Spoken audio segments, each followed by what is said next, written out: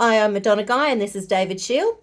Our little workshop coming up soon. One of the words that's been thrown around in the counselling, sort of psychology area the last few years has been about agency. It was a totally new term to me, but our workshop coming up can help you develop your agency, harness your agency.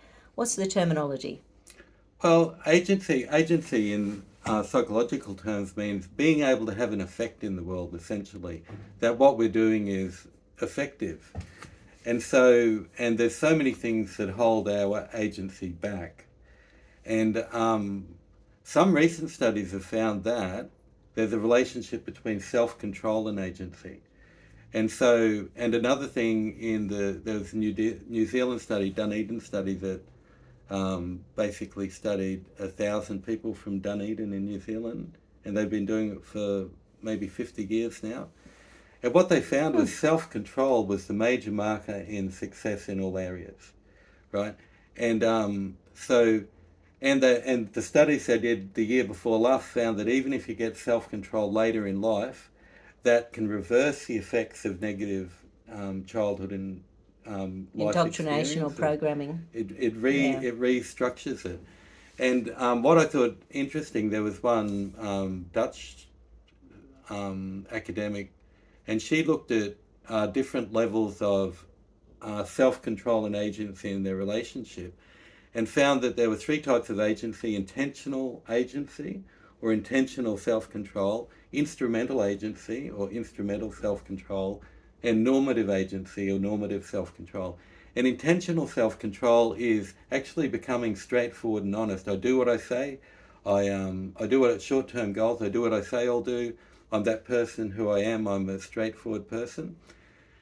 And then instrumental agency is more long-term goal thinking. So it's like in our life, we progressively achieve our goals to work to a happy life, really, which is normative agency is our idea of a good life and living a life that we value living and being a person we value being.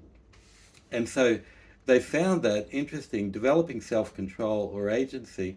So by being aware of all of the parts of yourself, it automatically increases the idea towards agency, just because it'll remind us to do the things we like doing.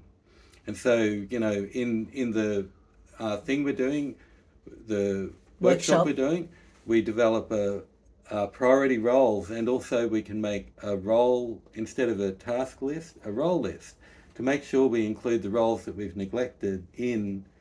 And so by And regular, especially the ones that are going to add more happiness and agency and hope to our lives. well, what More fun. and a happy life. Yeah. And so just by being aware of them, that adds to our agency potential. But just in the workshop, we'll go through those concepts and work out how to increase them, because just by regulating ourselves, we're developing self-control Awesome. automatically. And then with self-control increasing, agency increase. And they also found that people without self-control, these types of self-control, also are more likely to have depression or anxiety. So it's an interesting map to work through your own stuff. Yeah. Excellent. Thanks, David. See you there. See you then.